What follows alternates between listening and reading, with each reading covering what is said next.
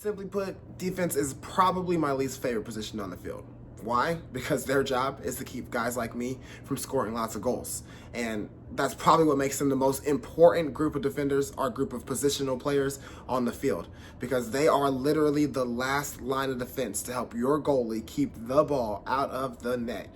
And for guys like me, a good defense is probably a nightmare. So we're going to go over each position one by one, and we're going to talk about some of the responsibilities they have as they approach the game of soccer.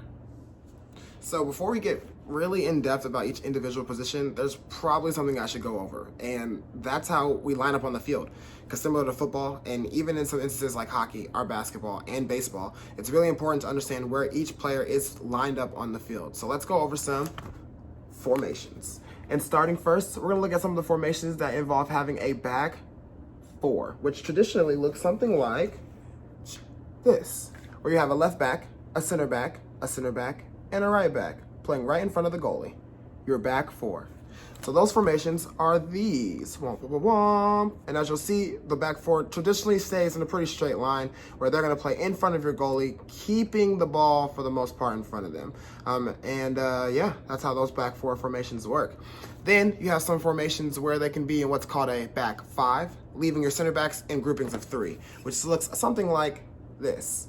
And traditionally, those involve a left wing back, a right wing back, and a center back, which we'll go over the difference between a wing back and a regular back as we go through this. But those formations look a little bit different and traditionally look something like this. And you'll even notice towards the bottom that some of these formations include only 3 center backs, which means that those wing backs are either going to play wide and up closer to the attacking zone, or they don't play at all. There's just 3 center backs with no left back or right back, and they fill that position with a midfielder or another attacking player. So these formations are really important to understand in terms of knowing where to line up on the field and what your positional role is going to be as you start to play the game. So now that you have some kind of idea of how we line up on the field and what that looks like with our formations, let's kind of dive into the details of what a back four and a back five really start to look like. So as I mentioned, we have what's traditional with our back four and our back five. Now, the back four is the most traditional formation you're going to see when it comes to deploying a defense, because it simply keeps them balanced, allowing each player to defend one quarter of the field, and the goalies can keep them in their shape pretty much the best way in this formation. The back five here is a fun one for teams more in the modern game, which you see a lot, especially in the Premier League. Teams are deploying 2 wingbacks who have really good attacking skills to help press up the field, and then deploying an additional center back to help then add some help when it comes to patrolling the center of the pitch. So the left wingbacks and the right wingbacks are similar to the left backs and right backs, but some of their responsibilities are a little bit different. And as I mentioned earlier in our formations, you started to see some that only had 3 players at the back, and that's where you'll see this grouping of 3 center backs, where the left back and the right back will sometimes be that player playing higher up the pitch, but most often they'll be covered or taken off the pitch by a midfielder as they start to be replaced later in the game. Now let's talk about some of these positions. And let's start with what I think is probably the most important one, the goalie. And the goalie is the most important one because he's the only one on the field that can use his hands. And his job is to not only keep the ball out of the goal, but his job is also to keep the defense in front of him in their best shape. So he's not your captain, but for the most part, he's the one that's leading the ship. When it comes down to it, he keeps all the defenders in front of him where they need to be. He's making sure that in set pieces, he's coming out for crosses. He's defending against any balls into the box. I mean, it all relies defensively on what the goalie's doing and their ability to just lead. So the goalie is probably the most important position when it comes to the defense. And aside from that, it's just, again, the only position that can literally use any part of their body to keep the ball out of the goal. So they are your last line of defense when it comes to protecting your net. So goalie is most often going to be a player who's tall, who's lengthy, who has long arms.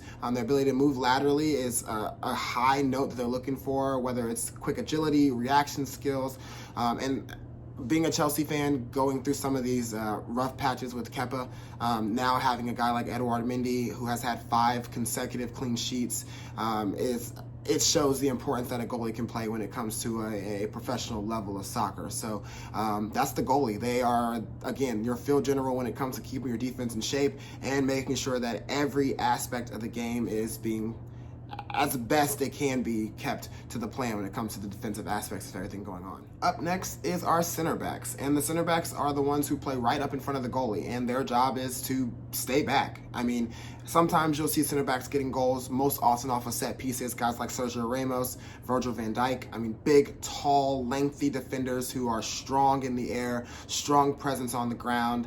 They're able to tackle well, they're able to get dispossess attacking players, and they're great with their feet. And more than that, they're super smart when it comes to being able to read runs and read what's happening on the pitch in front of them. So a lot of times you'll see your center backs as a huge selling point or buying point for teams when it comes to setting up their defenses. I mean, let's just take Liverpool, for example. They went and bought Virgil van Dijk and Alisson, those two key core defensive positions that make up the spine of your team. And I mean, now they're winning trophies all the time. So it shows the importance that a center back can have when it comes to really transforming what you're doing on the defensive side of the ball. And our last group are our wing backs and our full backs. Now, there are a difference in our left back, left wing backs, our right backs, and our right wing backs. And to kind of display this, I've got some more personal drawings for you guys. So we talked earlier about the back four versus the back five. And in the back four, that's where we're going to see a left back and a right back where they're traditional, again, more defensive minded. So this is what they look like. You'll see that most often they're going to patrol the widest sides of the field, patrolling the sidelines and making sure to press up to the midfield line and sometimes maybe a little bit above, but focusing a lot on trying to be defensive, staying behind the ball and not allowing other offensive or attacking players to get wide of them or, just in general get behind them to be a part of the attack. Now, your fullbacks or your wingbacks are different. Your wingbacks play much more attacking minded. As you see, they track basically the entire field. Guys like Reece James, Trent Alexander-Arnold, the list goes on. Sergio Reguilon, who just signed with Tottenham Hotspur. I mean, these guys are ones who are pressing, really trying to get into the attacking game, whether it's with crosses, whether it's with goals from outside the box. Their job is to not only make a difference on the defense, but also on the attacking side. So those are ones you're going to see in your traditional back fives, are when you see those groupings of three where the center backs are all alone and they're patrolling the middle of the field. That's when they're playing higher up the pitch. So there is a huge difference in what the left back, right back does compared to the wing backs. But both positions are still focusing on patrolling the outsides of the field, running up and down the sidelines and making sure that the widest areas of the pitch are not left free for obviously wingers and attacking players to just float around in freely. So yeah, that's defense. It's pretty simple. Their job is, again, just to keep the ball out the goal. And some terms you guys should know when it comes to defense are things like challenges and tackles. That's just simply how a defensive player dispossesses the ball off of an attacking player, or like a turnover in basketball, a steal, things like that. You've got marking, which is whether it's man marking or zonal. Man marking is one-on-one. Zonal, play in your zone. Interceptions, that happen in soccer too, just using your feet. The counter, which is something that comes a lot off of defensive action, whether it's a turnover in the middle of the field, whether it's coming off of a set play, off of a corner, or things like that we'll start to explain later on in the weeks. But yeah, counters are just fast action attacking motions, are acts that happen. It's like a fast break in basketball. I guess that's the best analogy I can use. An own goal, the worst thing that can happen to a defender is scoring a goal for the other team. So often that happens where they're trying to clear a ball at the box. They just happen to get a missed kick, or other terrible examples of people passing the ball back to a goalie and then being lazy and just missing it, or it bouncing off a post and hitting them in the head, and just crazy stuff. So own goals, you don't want to happen on defense because that means you're giving the point basically to the other team.